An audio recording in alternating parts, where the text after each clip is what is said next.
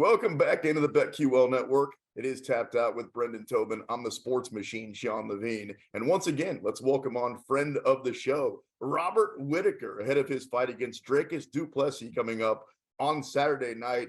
Rob, good to see you again, man. For a guy that's fought Izzy and Jacare and Joel Romero, is it any different fighting a guy in Dricus du Plessis that only has 4 or 5 fights in the UFC? No, definitely not, mate, because he's a man with nothing to lose. And it's the only fight that's unwritten at the moment. Always, because of that fact, always the next fight is the most dangerous to me. You know, that's the one that the result isn't in stone yet. Rob, seeing on the behind the scenes, the embedded, you looked very happy. You've told us before about Fat Rob. You looked very happy going candy shopping, my friend. How enjoyable was that experience as you're a day away from getting to get to that candy? If I'm going to be honest with you, mate, I think I got the candy a day too early. Like it's been teasing me the entire time. So I think I jumped the gun a little bit just for the embedded boys, but yeah, it's good now. It's good now. You know, weigh-ins tomorrow, and I can see all the rewards there on the fridge. So I saw you throw an extra one in there. You were like, "Give me 3 now.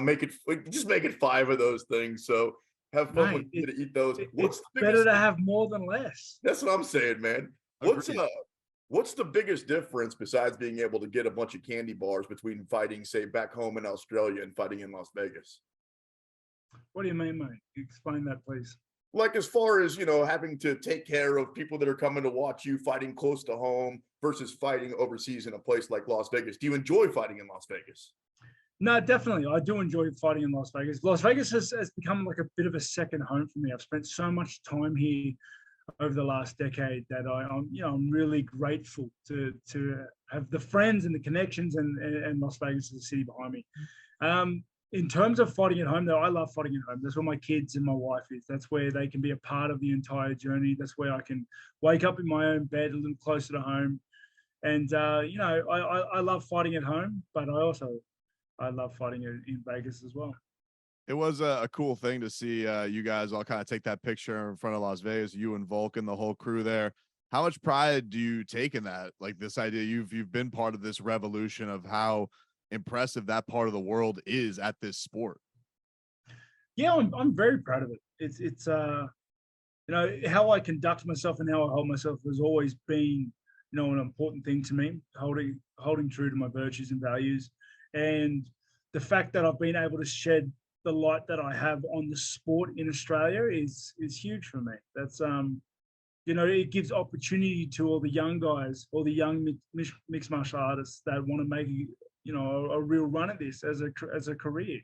And a lot of those guys are my friends in the gym. So yeah, it's only good things.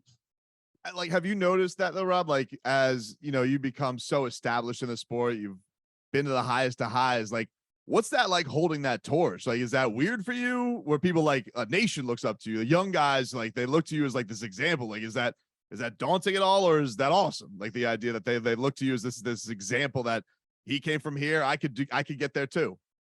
No, it's not daunting, and it's funny you say that because other people have asked the same question, and it's like it's not. It would only be daunting if I thought at any moment I could slip up and screw it up, like and that would only be a thing if I was putting it on, if I was being fake, if I was trying to hold it together.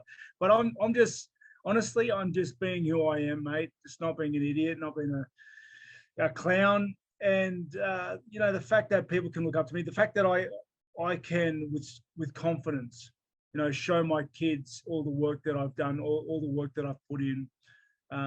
It means a lot to me.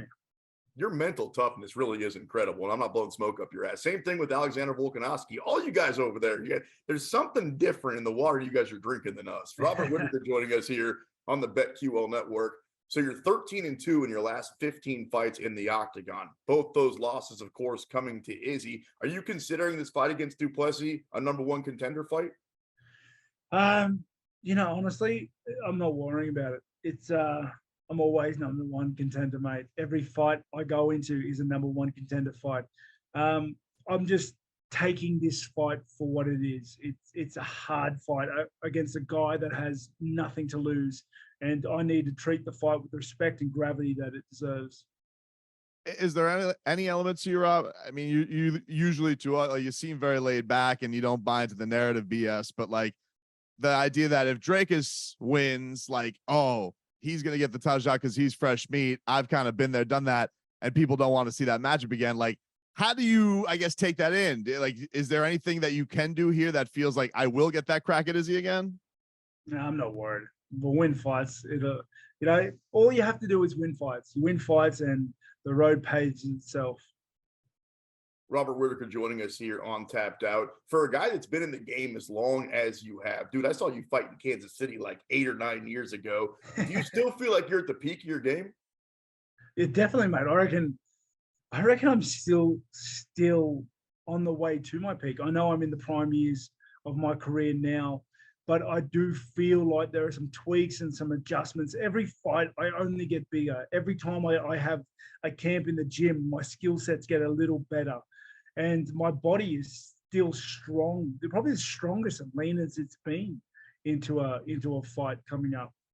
So it honestly, it is hard to say where the ceiling is yet. We spoke to Robbie Lawler this week. I heard you speaking about him at Media Day, but Robbie was talking about you just get to a point where the difficulty of recovering and training, like how do you keep that fresh? You know, being in the prime of your career still, like how do you keep it interesting? How do you keep the mindset where you always want to keep that improving, keep yourself sharp to where you are and not let it get redundant? Yeah, well, I'm fortunate enough to have surrounded myself with great people. You know, that's the biggest thing.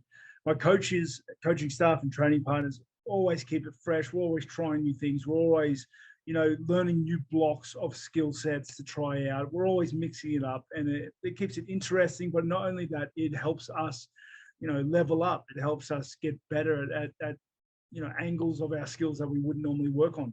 And secondly, I have my family behind me. I fight for my family. I have a reason to fight, and I don't need much more drive than that. Couple minutes left with the Reaper, Robert Whittaker, here on Tapped Out. So once the fight's over with and you look back at it and you're with your family and you're just chilling and you're not thinking about fighting, what are you doing in your spare time? Mate, hanging out with the family, playing video games. That's what I do, mate. That's my life. You have like the headset on, like are you trash talking when you have like with the gaming on, like how intense is Robert Whittaker as a gamer? Oh mate, I play games pretty intense, but I don't normally play online games. I don't play multiplayer games. I've been playing Final Fantasy 16, the latest one. It is unbelievable, but it's a solo game. I'm just going through the story by myself, having a good time. I would always imagine it would be funny, like if some kid was talking trash, they didn't realize on the other end of it was one of the best men on the planet. Oh mate, you should see some of the arguments I've had. So I have played those games with my friends, but it is abysmal, some of the arguments and just what they bring out of me. Do you tell them this is Robert Whittaker, the UFC fighter, and do you get back bullshit? No, it's not. Nah, because who am I to do that? It's such a head move. It is, but it's not. Like it's like it would be very funny if one guy just pushed it, it'd be like, hey, just do me a favor, just look this up.